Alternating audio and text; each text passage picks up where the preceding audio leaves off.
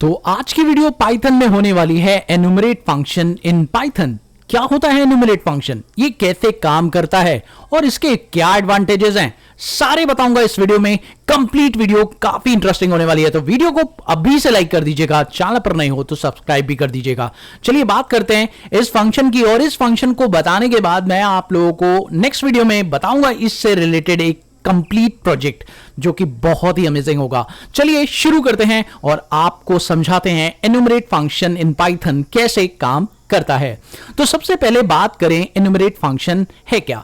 Enumerate function क्या करता है, काउंटर देता है इटरेबल्स ऑब्जेक्ट को। जी हां, आपके जितने भी इटरेबल ऑब्जेक्ट्स होंगे उनको ये काउंटर्स देगा। काउंटर्स मतलब समझे नहीं आप लोग, कोई बात नहीं, मैं बता देता हूं। काउंटर्स का मतलब है नंबरिंग कर देगा। जैसे इटरेबल ऑब्जेक्ट का मतलब होता है कोई भी ऐसा काम जो आप बार बार कर रहे हैं, यानी रिपीटेड बेसिस पर करने वाले हैं। लेट सपोज आप अपने प्रोडक्ट का नाम रखने वाले हैं, तो नाम जो रख रहे हैं उसकी नंबरिंग करेगा, that will be called the enumerate. Okay, तो चलिए एक एग्जांपल से समझ लेते हैं। मान लीजिए आपके पास लिस्ट है और लिस्ट के अंदर 3 वैल्यूज हैं, वैल्यू 1, वैल्यू 2 एंड वैल्यू 3। तो जैसे ही आप इसे एनुमरेट फंक्शन के अंदर यूज करेंगे तो ये क्या करेगा, आपको हर वैल्यू के साथ एक नंबरिंग असाइन कर देगा। जैसे वैल्यू 1 के साथ counter 1, counter 2 for value 2, counter 3 for value 3। इस तरीके से करेगा। अंदर होता क्या क्या है, तो लेट्स सी एनुमरेट फंक्शन के बारे में। तो हम लोग एनुमरेट फंक्शन के सिंटेक्स के बारे में जान लेते हैं। एनुमरेट फंक्शन की बेसिक बात जो ये है, आपको इसका सिंटेक्स ये बताता है कि आपको पहले वो बताना है जो आपका इटरेबल ऑब्जेक्ट है। दूसरा, आपको ये बताना है कि जो नंबरिंग आप स्टार्ट करेंगे वो कौन सी पोजीशन से करेंगे। यानी कहने का मतलब है इसमें आपको 2 बातें पूछी जाएंगी। एक, आपको वो ऑब्जेक्ट बताना है जो कि इटरेबल हो रहा है यानी रिपीट हो रहा है, और आप स्टार्टिंग ऑफ नंबर कहां से करना चाहते हैं उस हर एक ऑब्जेक्ट के लिए। इसमें आप लिस्ट भी डाल सकते हैं, इसमें आप टपल भी डाल सकते हैं, डिक्शनरी भी डाल सकते हैं, सेट्स भी डाल सकते हैं, यानी कुछ भी आप इसके अंदर इटरेट कर सकते हैं। तो हम आ गए पाइथन पर, और अब मैं यहां पर करने वाला हूं एक छोटा सा काम। सबसे पहले मैं एक फ्रूट डिफाइन करता हूं। यहां पर मैंने एक फ्रूट बनाया और उसके अंदर एक लिस्ट डिफाइन कर दी। आपके सामने यहां पर एक लिस्ट डिफाइन कर रहा हूं जिसके अंदर 4 फ्रूट्स के नाम मैं लिख देता हूं। एक मैंने लिख दिया एप्पल, तो ये 4 फ्रूट्स मैंने इसमें डिनोट कर दिए। अब मैं यहां पर इनुमरेट का यूज करता हूं। मैंने इनुमरेट फंक्शन का यूज किया, आप देख सकते हैं, और इसका ब्रैकेट जैसे ही आप डालेंगे तो यह आपसे पूछेगा बताइए जो इटरेबल ऑब्जेक्ट है वो कौन सा है। तो फिलहाल इटरेबल ऑब्जेक्ट मेरा फ्रूट है, और इसकी जो नंबरिंग है वो कहां से स्टार्ट होने वाली है, फिलहाल मैं इसके बारे में कुछ नहीं बता रहा। बाय डिफॉल्ट ये जो नंबरिंग स्टार्ट होगी वो 0 से होगी। इस वैल्यू को अगर प्रिंट करना है तो आपको इसे किसी वेरिएबल के अंदर स्टोर करना पड़ेगा। तो वेरिएबल अगर हम यहां दे दें, लेट सपोज हमने यहां पर एक वेरिएबल दे दिया x, एक ऑब्जेक्ट है, तो यहां पर हम लिख देते हैं x ऑब्जेक्ट नाम से, या x नाम से भी आप वेरिएबल दे सकते हैं। मैंने यहां पर x नाम से एक वेरिएबल दे दिया। अब मैं क्या करूंगा, एंटर प्रेस करता हूं और मैं प्रिंट कर देता हूं x को। ठीक है, तो अगर आप इसे प्रिंट करते हैं तो आप देखिए आपको यहां पर एनुमरेट ऑब्जेक्ट तो दिखा रहा है लेकिन उसके अंदर की वैल्यू शो नहीं कर रहा। लेकिन अगर आप चाहते हैं कि उसके अंदर की वैल्यू आपको शो करे तो आप इसके आगे लगा दीजिए लिस्ट, क्योंकि जो एनुमरेट की वैल्यूज होती है वो एक लिस्ट फॉर्म में कन्वर्ट हो जाएगी, बिकॉज आपने लिस्ट को इटरेट किया है। ठीक है, अब आप जैसे ही इसे रन करेंगे, can you see that 0 is for Apple.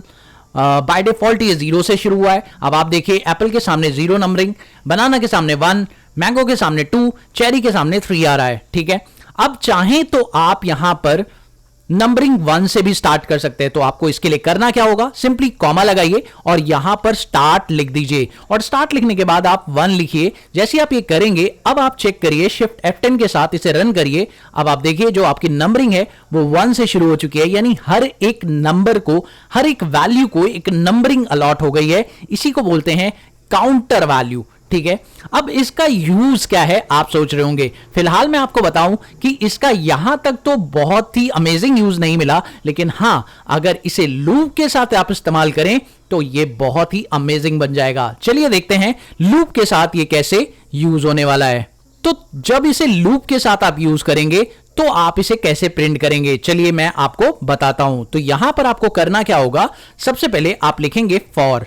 अब फॉर लूप है तो सिंपल सी बात है, आपको एक वेरिएबल भी अलॉट करना होगा। यहां पर मैंने पोज लिख दिया। अब ये पोज का मतलब क्या है मैं अभी बता देता हूं आप लोगों को। पोज का मतलब है पोजीशन, क्योंकि ये जो पहली चीज देता है वो पोजीशन देता है और दूसरी चीज उसमें एलिमेंट देता है। तो मैंने लिख दिया दो वेरिएबल्स आप अलॉट कर रहे हैं, एक पोज का यानी पोजीशन का और दूसरा है एलिमेंट का। ठीक है, ये दो वेरिएबल आप अलॉट कर रहे हैं जो कि आपके आएंगे कहां से? भाई आएंगे उस ऑब्जेक्ट को इटरेट करके। कौन से ऑब्जेक्ट को? जो कि आप एन्यूमरेट फंक्शन से यूज करेंगे और इसके अंदर आप फ्रूट को रख देंगे। समझ गए आप लोग? मैंने क्या किया, फ्रूट को एन्यूमरेट के अंदर रख दिया और जो भी वैल्यू इसके अंदर आएगी एन्यूमरेट होकर वो सारी की सारी पोजीशन वाले एलिमेंट में चली जाएगी। कि जब आप इसे रन करेंगे तो इसमें पोजीशन वाले में उसकी नंबरिंग चली जाएगी अपने आप और एलिमेंट वाले में वो एलिमेंट्स चले जाएंगे जो उसके अंदर स्टोर हो रखे हैं, यानी एप्पल बनाना जो है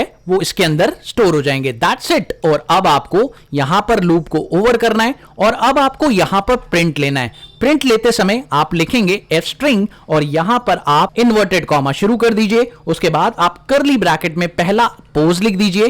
पोज के साथ आप लिख देंगे डॉट, क्योंकि वन डॉट आप लिखना चाहते हैं। उसके बाद आप लोगों को यहां पर लिखना है स्पेस लगाकर दूसरा चीज, और दूसरा चीज है एलिमेंट। That's it. यहां पर आपने बता दिया कि पोज के अंदर वो चीज आ जाए, पोजीशंस आ जाए यानी नंबरिंग 1 2 3 4।